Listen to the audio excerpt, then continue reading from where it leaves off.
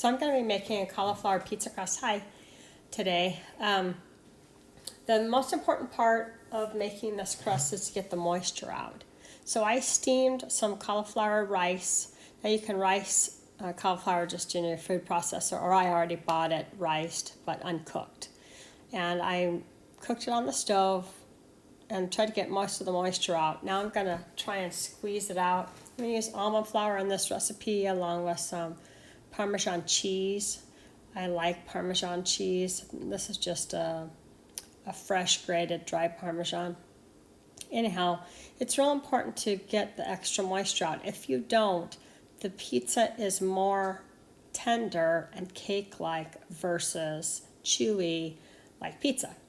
So I'm going to attempt to get the rest of the moisture out of this. If I don't cook it like this, I'll get like half of a cup or more of moisture out.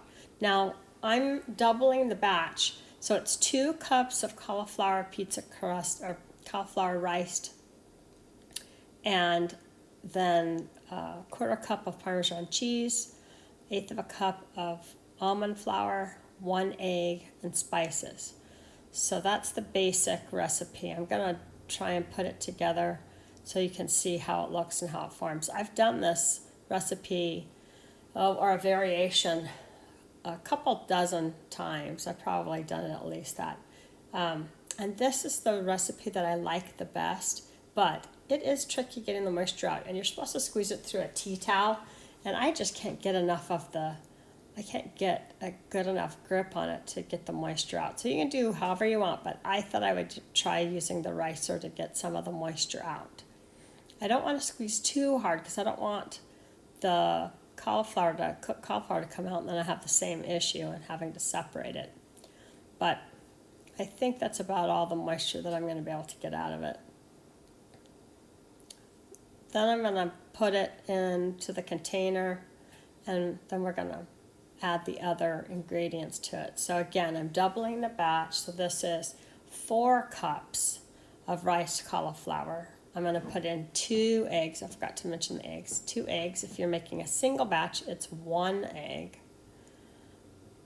And then I'm going to add a 1/2 of a cup of Parmesan cheese and a 1/4 of a cup of almond flour. I'm also going to add some spices and some salt, and then form it onto a silk pad and make the crust. So just 2 eggs. You don't have to do anything special with them. Again, if you're making one recipe, one pizza crust, it would be 2 cups of riced cauliflower, 1 egg. Then it would be an 1/8 of a cup, and it's an 1/8 to a 1/4 cup per pizza crust of almond flour, and a 1/2 or a 1/4 cup to a 1/2 a cup of Parmesan cheese.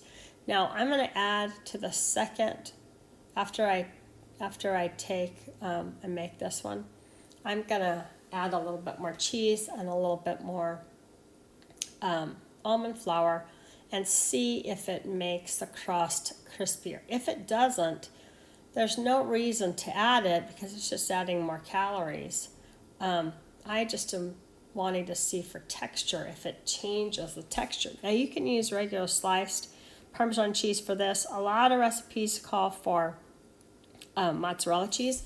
I personally don't care for the mozzarella cheese. To me, it makes the pizza too cheesy, if that makes sense. And I'm also going to try this time when I go to cook it. So I'm going to make these 2 in advance because you have to make them in advance anyhow. But I want to be able to make pizza later in the week when I don't have as much time. And I don't want to get all the ingredients out to make this. I've been cooking all afternoon.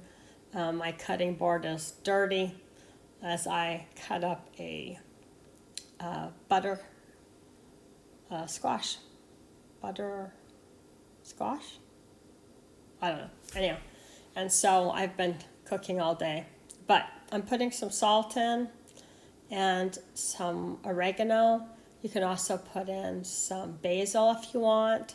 Any kind of spices to you. Garlic, salt, onion, seasoning, anything that is your favorite spices. It doesn't make it too spicy. It does just add a little bit of flavor. I've also added paprika sometimes, and that's kind of nice. Some recipes I've seen have added, hotter spices like pepper flakes, stuff like that. But I'd rather mine be not as spicy and let, whoever's eating it, they can spice it up. So now I'm going to divide up just half of the batter. And nothing special. The Silpat really helps.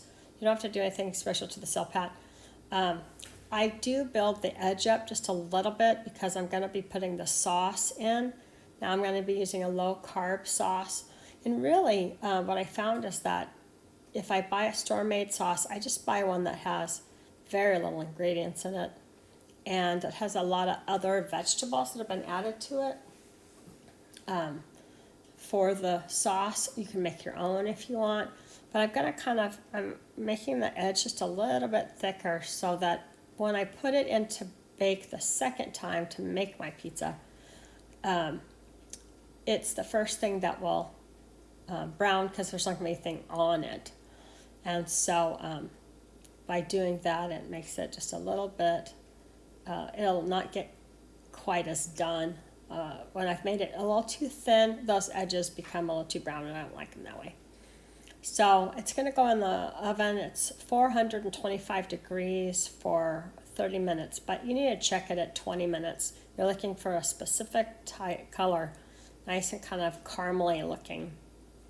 I'm going to do my second one, and as soon as I get my second one done, I'll put them in the oven and I'll show you what it looks like.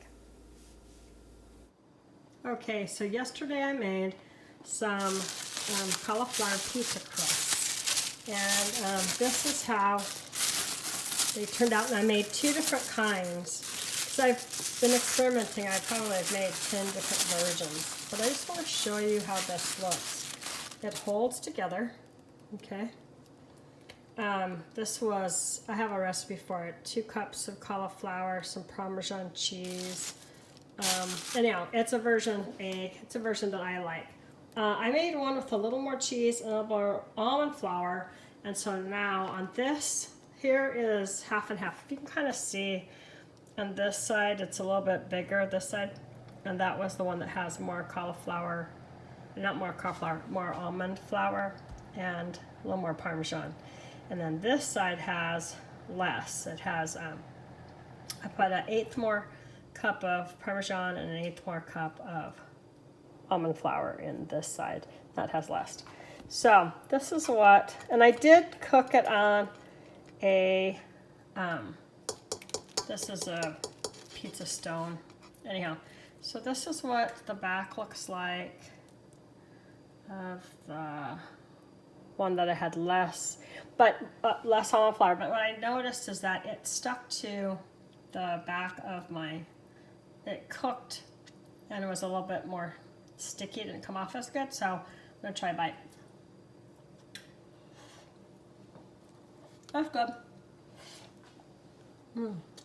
Not quite as chewy. I mean, not as chewy as I was hoping. I was hoping to get a little chewier. And then this one has a little bit more cheese, but I mean, look, it stays together. And a little more almond flour, so I'm gonna try this one too.